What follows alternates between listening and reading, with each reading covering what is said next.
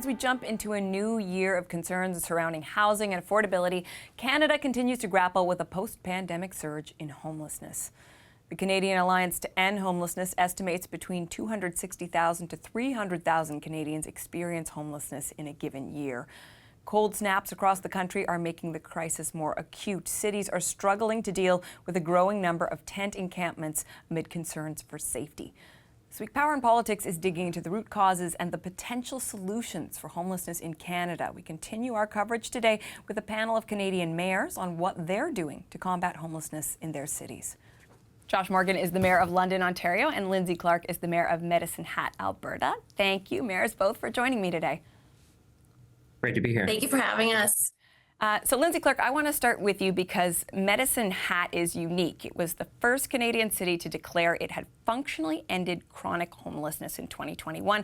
Now, I know you've run into some challenges since that declaration, but help us see what that looked like. I know it was a housing first approach. What did you do to get rid of homelessness, at least temporarily?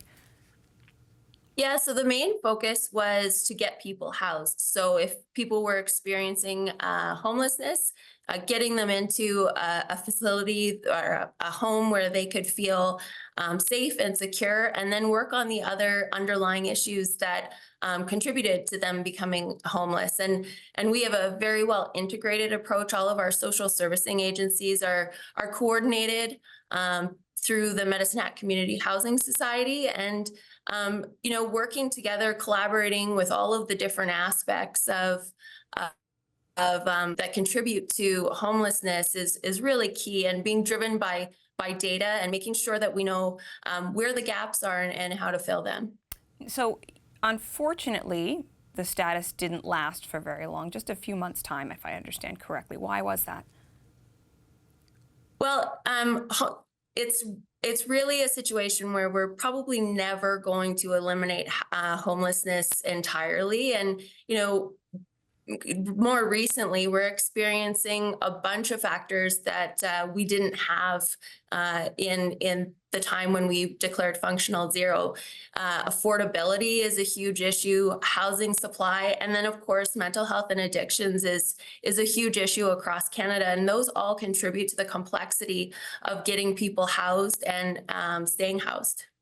Now, Josh Morgan, Mayor of London, Ontario, I want to bring you in here because I'm sure that a lot of those things about affordability, addiction, mental health are familiar challenges in London.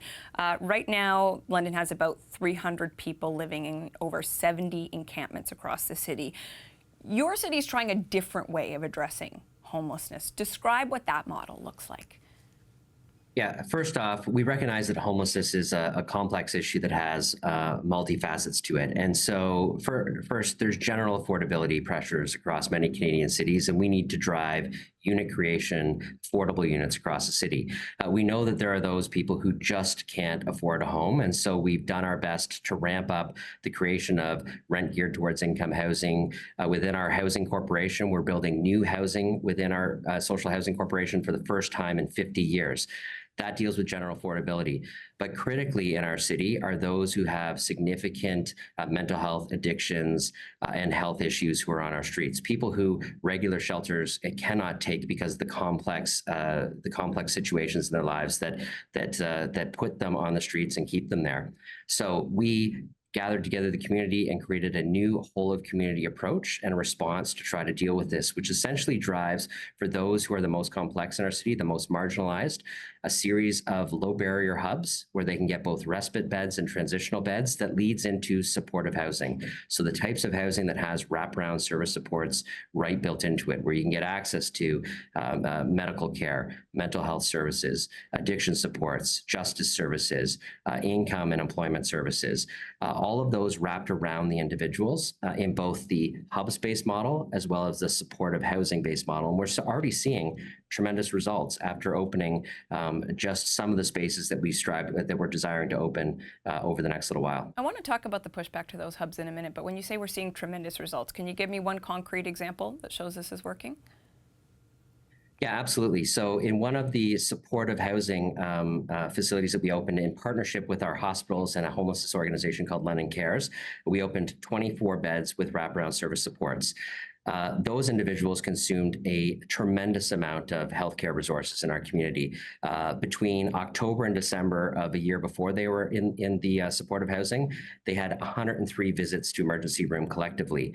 After they got into the supportive housing over the same period this year with those proper supports, they used emergency services only 29 times. Wow. So tremendously less. When you have the proper supports wrapped around individuals, you can take strain off of not only the hospital system, the emergency rooms, but also land ambulance, police contacts, and impacts on businesses. And so those are the results that we're starting to see, but we're just really at the start of opening these spaces and transforming people's lives, but also removing impacts from the community that have been here for a long time. Yeah, well, and let me ask you about that, because from what I understand, some of the folks in your community are, not everyone is on board with the idea of all of these hubs. They're worried that because they're spread throughout the city, it's actually going to spread some of these problems in other neighborhoods. What is your response?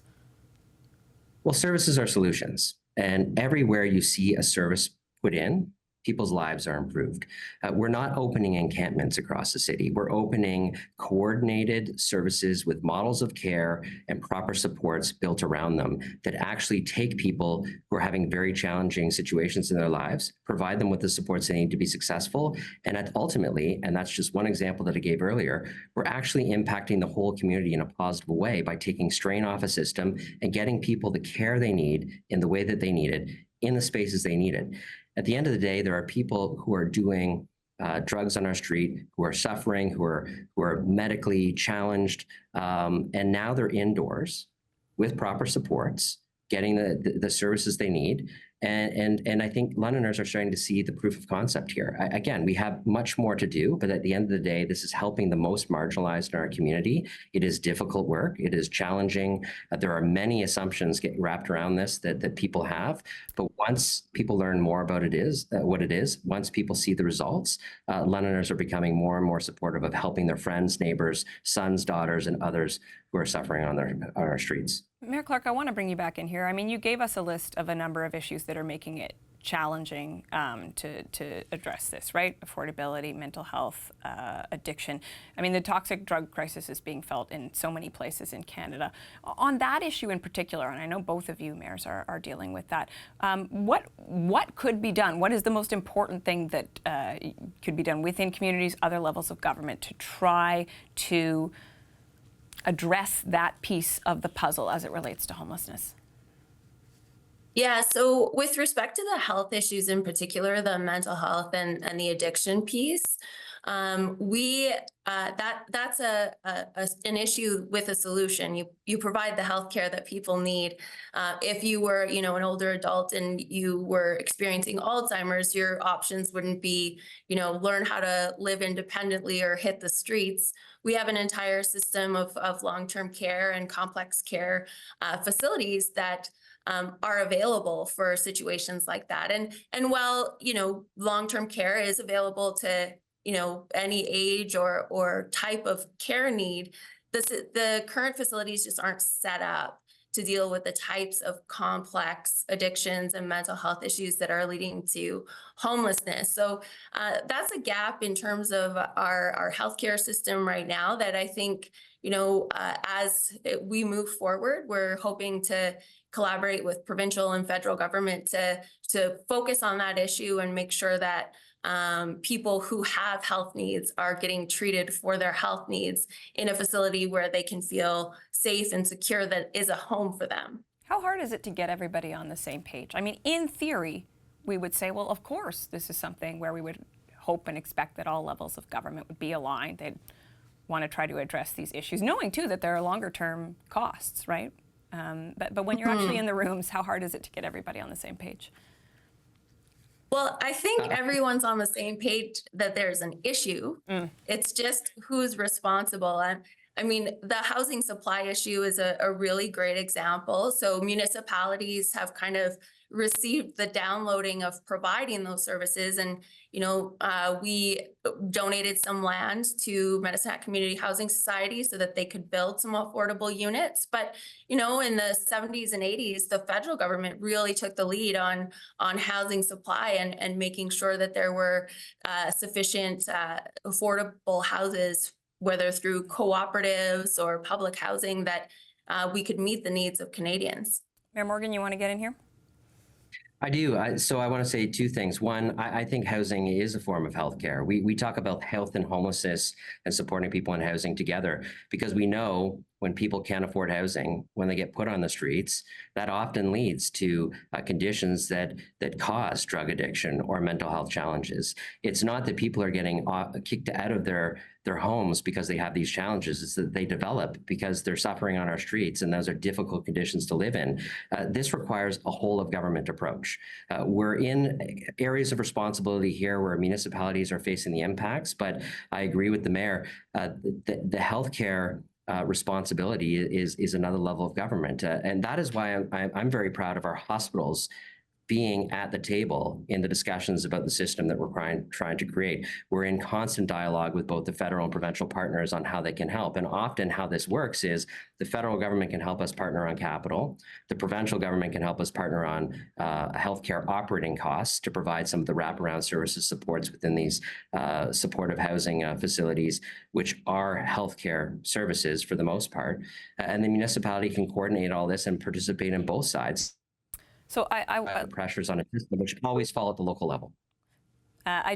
we just have a moment left. I'd love to get a quick closing thought from both of you about if other communities are listening to this right now and they're sort of leaning in, listening to both of you describe what your communities have been doing. What is the single most important thing you would say to other communities as they try to address this question of homelessness in their communities? Mayor Clark, I'll start with you.